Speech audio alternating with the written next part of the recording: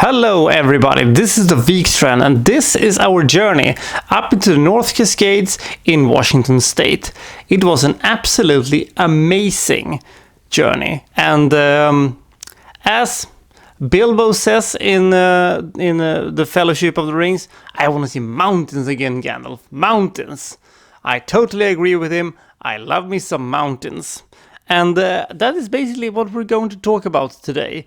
This is going to be an amazing review, I hope at least, about Bilbo Baggins and the first adventure he undertook. We're going to take a look today at Peter Jackson's return to Middle-earth after almost 10 years of absence. I actually never thought that we were going to get the Bilbo movie, but I'm glad it finally came. You can actually debate for all eternity whether or not it was a good idea to make a very thin book into not one, not two, but three movies. And not only that, making them almost 3 hours long, which is banana bread level of insanity. But I think we are approaching our target here. Today, my review will come from a place called Diablo Lake here in Washington State. And what can I say? Hit the intro and let's go with some dwarfs and get some gold. This is The Hobbit, an unexpected journey.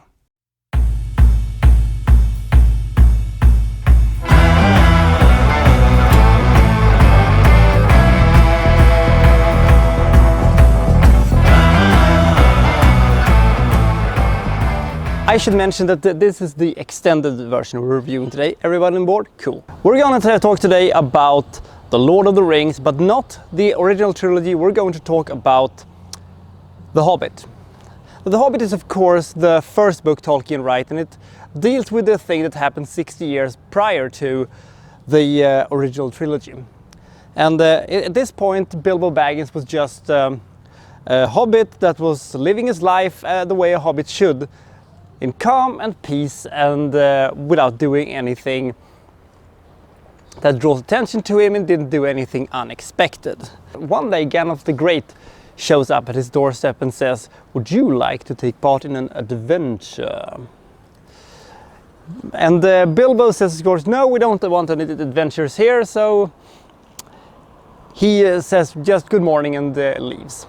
But Gandalf has, for reasons that is never quite explained, decided that he is going on an adventure, so damn it. And before Bilbo knows it, he is a host for a dozen rambunctious dwarfs led by Thorin Oakenshield, played by Richard Armitage.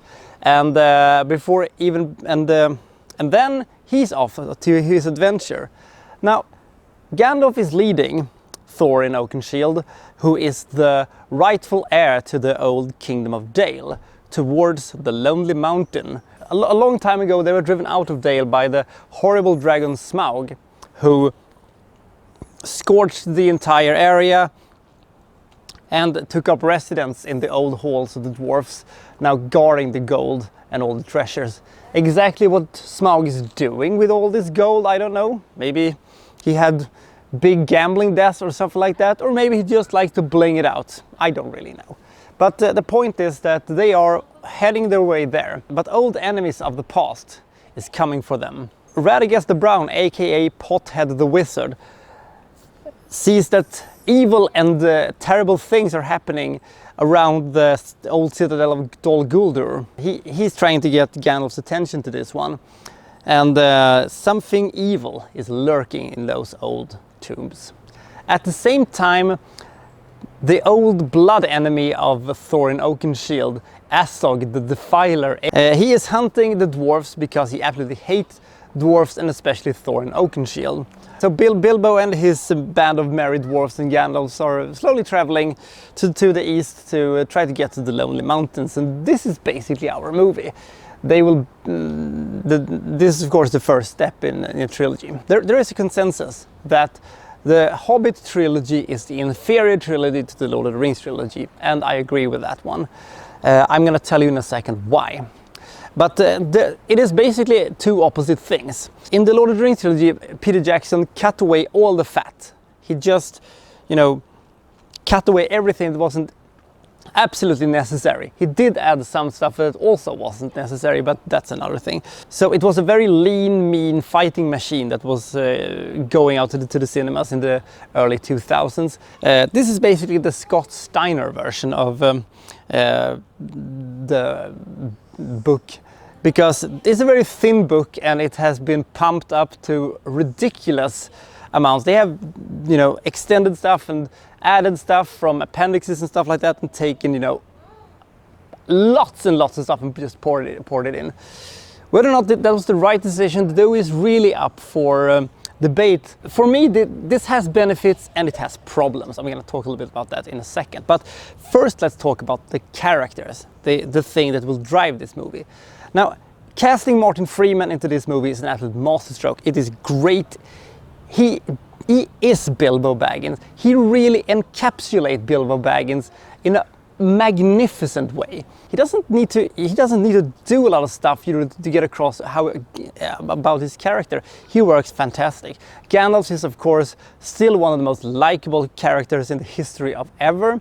The dwarfs are a bit of a hit and miss, because Peter Jackson has chosen to focus on different dwarves like Keelan Feely, aka the hunky dwarfs, Thorin Oakenshield, the badass, Bomber, the fat guy who never says anything, Balin, because his story will be a bit, you know, Balin's story is of course titled a bit to Moria, and that's basically it. The other dwarfs are interchangeable, and I couldn't, you know, pick them out in a, you know, lineup. And then of course we have Azog the Defiler, who is an excellent villain. Imagine him in a romantic comedy, which has all the traits of a very evil villain, and including killing his minions when they fail to kill the dwarfs, and yelling orders and being evil and stupid.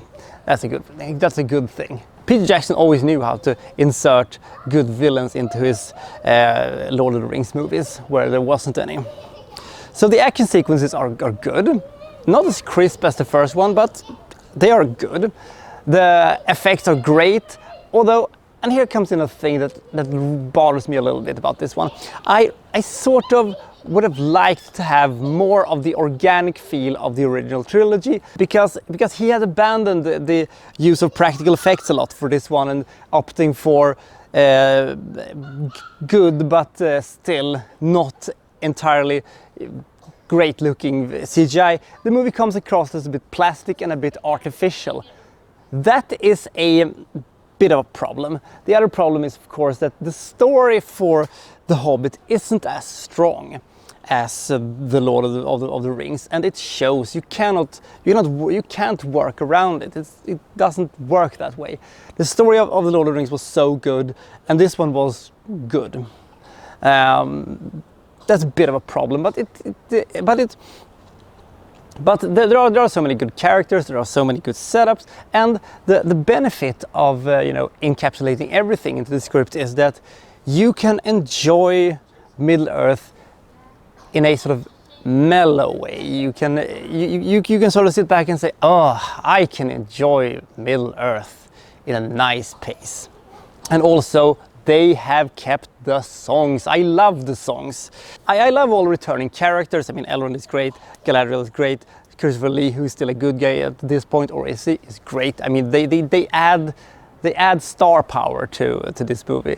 And I actually even like Radagast the Brown, despite him being a walking fart joke. But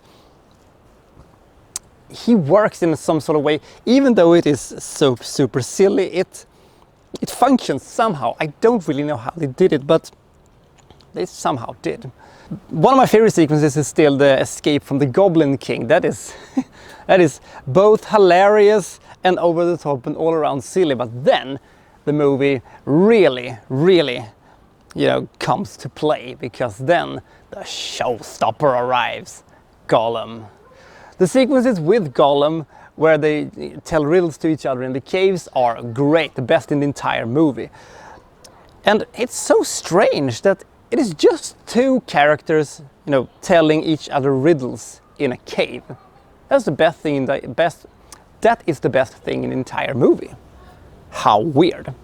And also Andy Serkis is a genius, so of course it's gonna be that way. Of course it's gonna be the best thing. It's a little bit bad that he couldn't shoehorn in Gollum in some other places, but I suppose that would have been too untrue to the source material. In the end, should you see this one or not? I mean, it is not as good as the original trilogy. Nobody questions this one.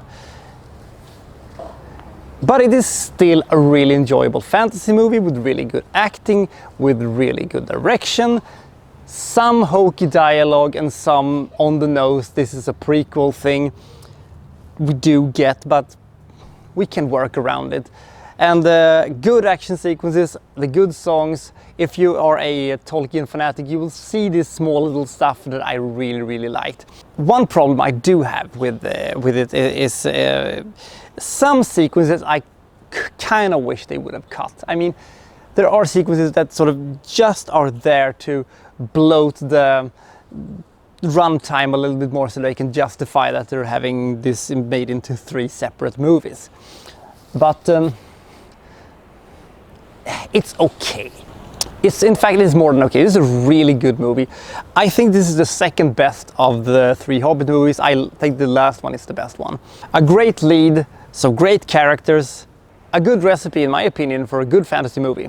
This movie is by far not as good as Lord of the Rings, but it still gets the rating of 90. With great characters, with great effects, a clever script that hides the weaknesses from the original book and lifts up the thing that's really good and adds a lot of stuff that I really liked. So, in all, by not being a perfect fantasy movie, it is a fantastic one. It is a really nice day today and we have fresh snow on the peaks. We'll see where we end up next time. The Wikstrand is signing out.